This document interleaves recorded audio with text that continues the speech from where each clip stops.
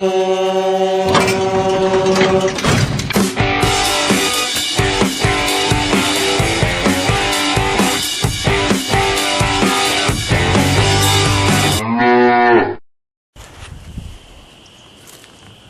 guys, Jason here.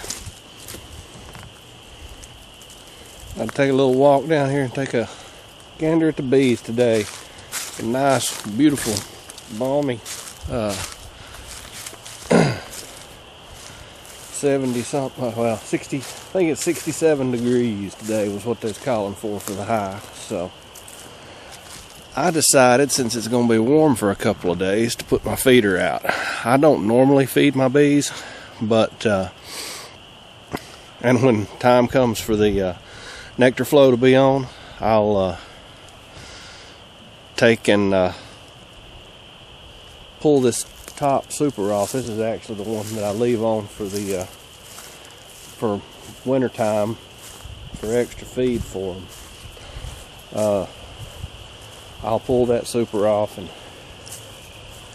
extract it separately. It won't go into what gets sold.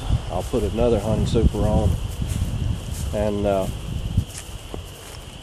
use that. I was real concerned about this hive. If you'll notice, there's ants all over it.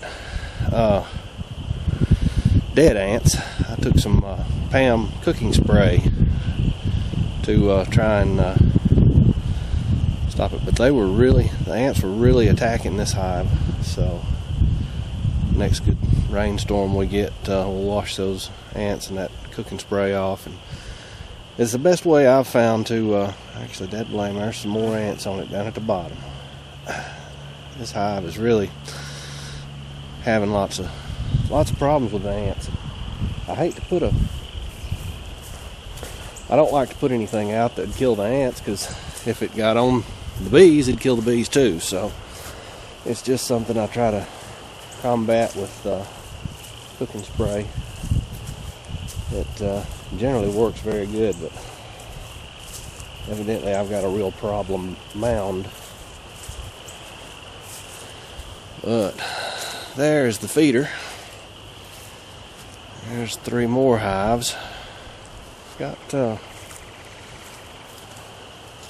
so far, the only hive I've lost is that little single nuke. The 2 double stack nukes are good still, and the 7 full double deep hive bodies with the honey supers on them, all 7 of those are doing well.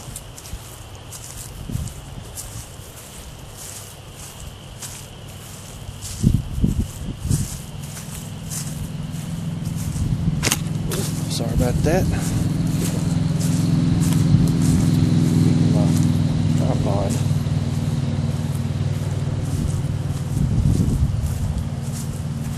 I did go ahead and suit up, because when you've got feeders out, they tend to get a little aggressive, because you're bringing in bees from everywhere. So the 2 double nukes are doing right well. The one here in the middle and the one on the back, they've got a lot going on, and these 2 full-size ones are doing good as well. That one little single with the yellow stripe on it on the back row there didn't make it, and I knew it wouldn't. It was just a tiny little cluster of bees about the size of your fist last time I checked on it, and they're just, I guess I could have incorporated it into one of these double nukes, but I decided to let it, to see what it would do, because she was a very pretty little Italian queen in there, but they just weren't doing as good as I thought. So I've still got the wax foundation in there, got the is that what I think that is? That's a bad blame. I thought that was a small hive beetle, but it's a ladybug, so she gets a pass. But these two hives right here, this one with the red stripe and the one with the purple stripe, these guys are going crazy. That one with the red stripe is just packed full of bees. I went to put the excluder in it, and man, it was actually very cold that day, and they came on out. They did not like me tapping on the entrance of their hive with that little ball peen hammer. Well, let's go over here and get a look at the feeder. Now, what I did this time, you really don't want to feed in the winter. It's a moisture thing. You'd be better off doing a sugar, and the reason the moisture is the problem is it will give your bees hypothermia when it gets down cold at night. But I decided to go ahead and do this because it's supposed to be in the 60s and not get below freezing for the next couple of nights. And the reason I'm externally feeding instead of using something inside is this is not as bad to promote robbing. You put a sugar water feeder inside your hive, and you'll wind up with other bees from other colonies coming to visit and try to steal. So that's why I feed like this. Granted, I'm feeding every bee in the county. Well, every bee within a 3-mile radius is here eating, but you know, it's just part of it. It just seems better for me. But is that not interesting to watch? I've got a video on this channel on how to build these feeders as well. If anybody's interested, and like I say, I try to keep them a good bit away from my hives, so that they're not, so that neighboring colonies are not, they don't notice my hives so much, you know, especially if I've got weak hives.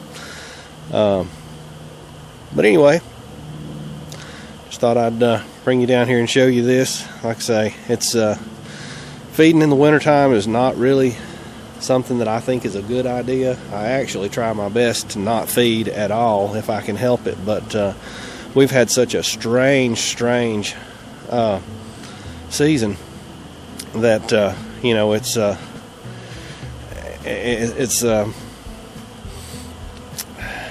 I just got worried about them. It's been so warm, but nothing blooming, nothing flowing, so no real nectar for them to get to, but they've been eating their honey and they've been really active. So I felt like it'd be a good time. We're going to have a warm 2 or 3 days here. It shouldn't hurt them.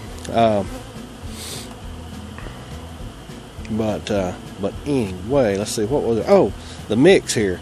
I went really heavy with the sugar I took for each bucket. It wound up making just about a 5-gallon bucket full.